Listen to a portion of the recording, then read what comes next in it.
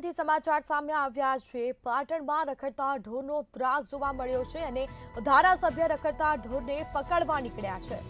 તો કિરીટ પટેલે ઢોરને પકડવા માર્ગો પર નીકળ્યા છે તો રખડતા ઢોરનો ત્રાસ જોવા મળ્યો છે। તો પાટણ આશાપુર રોડ પર રખડતા ઢોરોનો આતંક સામે આવ્યો, જેમાં 5 જેટલી સોસાયટીમાં રખડતા ઢોરનો ત્રાસ જોવા મળ્યો છે।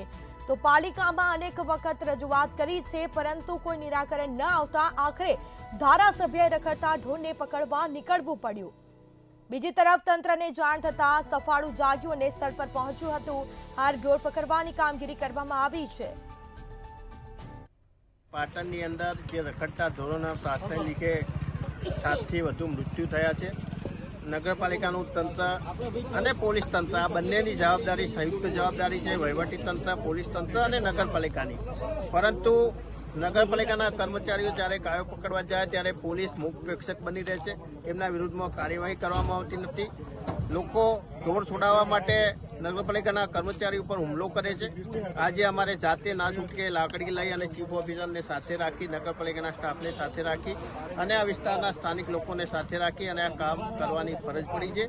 અમે નક્કી કર્યું છે કે જેઓ વહીવટી તંત્ર જાગશે નહીં તો પાટણના તમામ વિસ્તારના જે લોકોને સાથે રાખી અને પાટણની જનતાને રખડતા ઢોરોમાંથી અમે ત્રાસ અપાવીશું।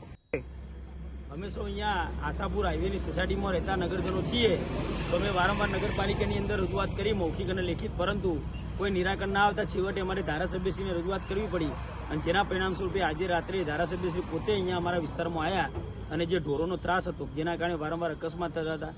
અમારા જે નગરજનો છે અમુક ખાસ કરીને બાળકોને, વૃદ્ધો બહાર નહોતા નીકળી શકતા, અડફેટે લેતા હતા, જેના કારણે ધારાસભ્ય ખુદ આવ્યા અને અમે બધા સ્થાનિકો ભેગા થઈ અને ગાયોને કોર્ડન કરી અને ત્યારબાદ નગરપાલિકાની ટીમ આવી અને એમને પાંજરે પૂરી છે।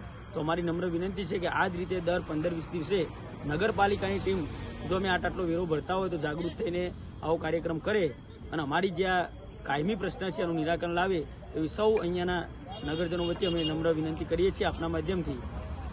શું નામ તમારું?